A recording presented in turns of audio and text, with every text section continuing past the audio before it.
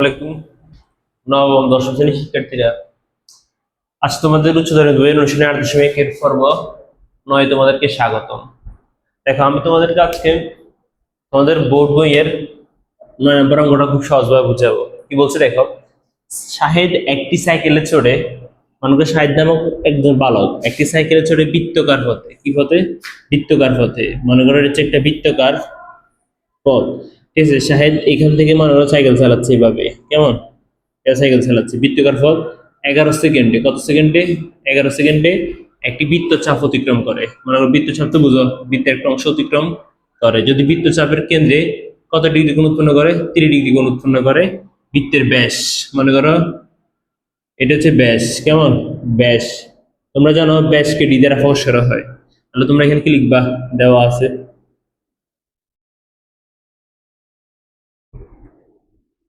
দেওয়া আছে বৃত্তের ব্যাস হচ্ছে ডি। ব্যাস কত? বৃত্তের ব্যাস কত?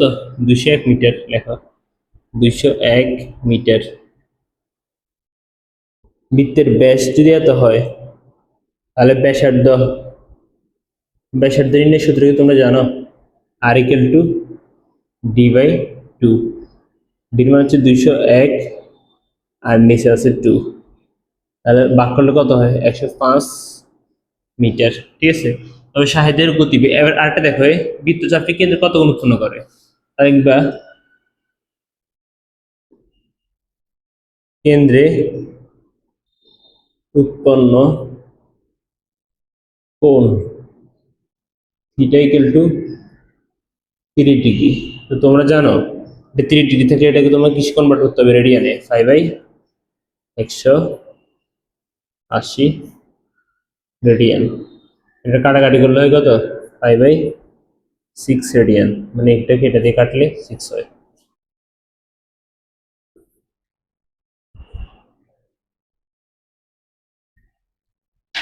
এই যদি লেখো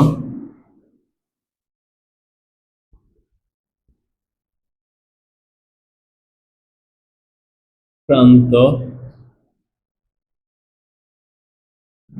বৃত্তচাপের দৈর্ঘ্য ইকুয়াল টু এস মিটার, কেমন? S metre. তাহলে সুতরাং s equal to r theta সূত্রটা তোমরা জানো। আর আর মানে কি? ব্যাসার্ধ। এই আর হচ্ছে ব্যাসার্ধ, এটা হচ্ছে ব্যাসার্ধ। কত? 100.5 ইন্টু থিটা। থিটার মান কত? থিটার মান হচ্ছে এটা 5/6। 5/6, ঠিক আছে।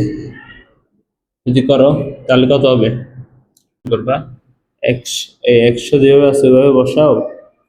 আর ফাইভ মান কত? 3.1416। আর নিচে বাঘ কত আছে? 6 দাও। 52.62 মিটার, ঠিক আছে। লিখবা অর্থাৎ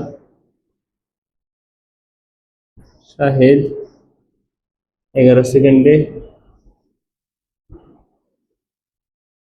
অতিক্রম করে 62 মিটার। সুতরাং শাহেদ 1 সেকেন্ডে অতিক্রম করে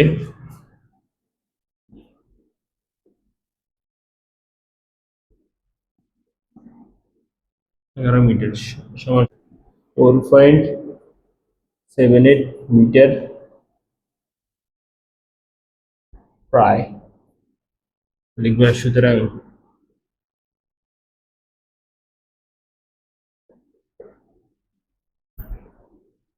শাহেদের গতি বেগ 4.78 মিটার সেকেন্ড প্রায়। এটা হচ্ছে আনসার।